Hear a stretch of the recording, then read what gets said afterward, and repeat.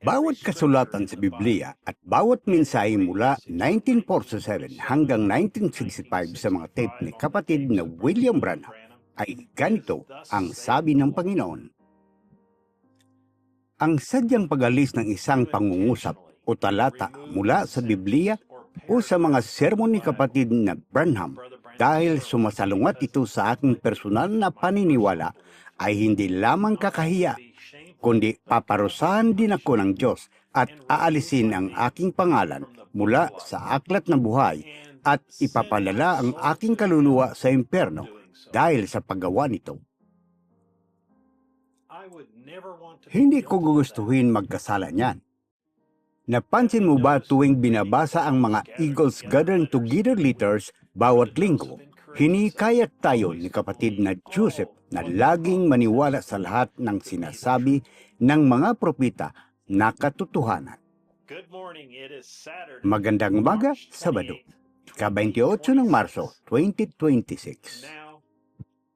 Ngayon, ang sulat mula sa ating mahal na kapatid na Joseph Branham.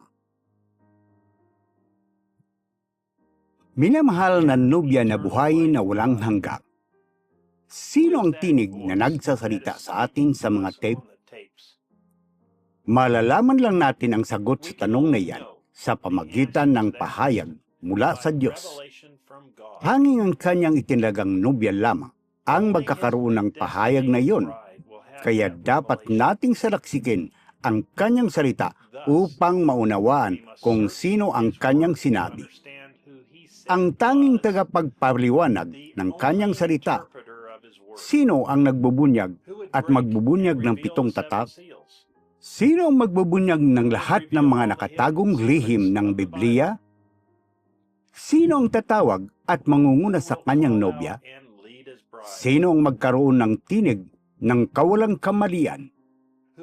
Ayon sa salita, ito ay walang iba kundi si Melchizedek mismo. Isang lalaking walang ama o ina na walang simula o katapusan ng mga araw. Ang Diyos na naging laman at kumain ng karne at tinapay ng mais, uminom ng buttermilk at nagsalita kay Abraham. Siya isang persona na may personalidad, nabubuhay sa laman ng tao. Sinabi rin ng salitang iyon na si Melchizedek, ang persona na iyon, ang personalidad na iyon, ay mabubuhay at muling ihahayag ang kanyang sarili sa laman ng tao tulad ng ginawa niya kay Abraham pagkatapos ay muli kay Hesus Kristo. Ngunit ngayon sa kanyang ika-7 anghel na mensahero ng pahayag, Kapitulo 10, versikulo 7.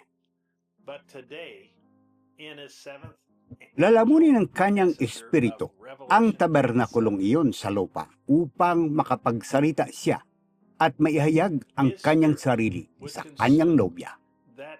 Ang Diyos mismo ay nabubuhay at nagsasalita sa laman ng tao.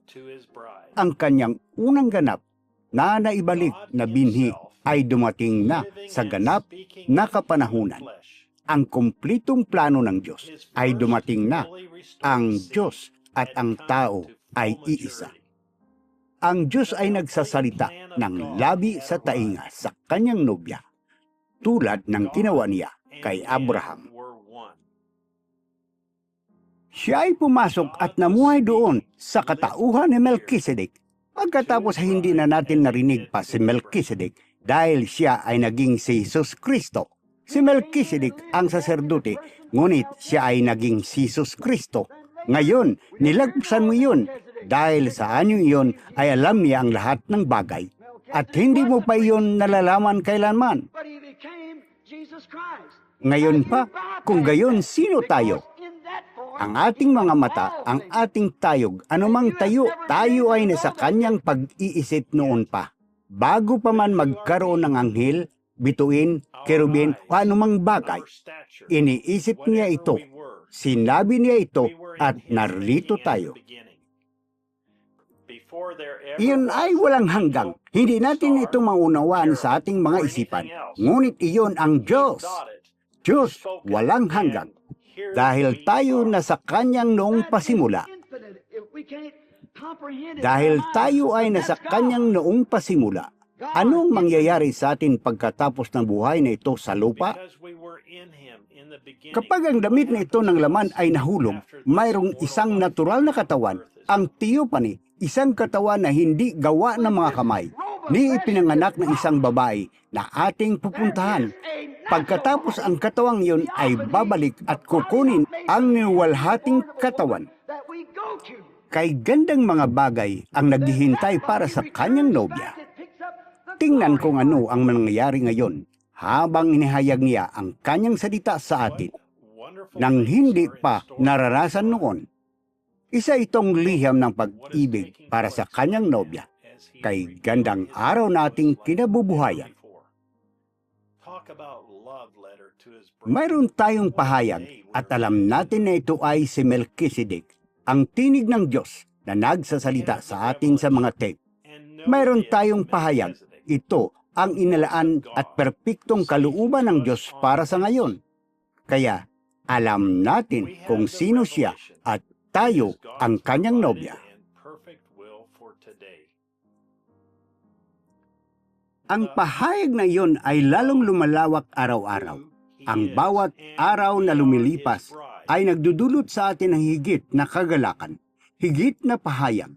Inihanda ng nobya ang kanyang sarili sa pamagitan ng pag-upo sa presensya ng kanyang tinig habang sinasabi niya sa atin kung sino tayo, kung gaano niya tayo kamahal, kung paano siya nasasabik na makasama tayo. Halina, ihanda ang iyong sarili sa ganap na alas 12 ng tanghali, oras sa Jeffersonville, para sa kung ano ang nakatakdang mangyari habang nakikinig tayo sa tinig ni Melchizedek. Kapatid na Joseph Branham. Minsay 65-0221E. Sino itong si Melchizedek? Mga kasulatang babasahin. Henesis, Kabanata 18. Exodo, Kapitulo 33, versikulo 12 hanggang 23. San Juan, Kapitulo 1, versikulo 1.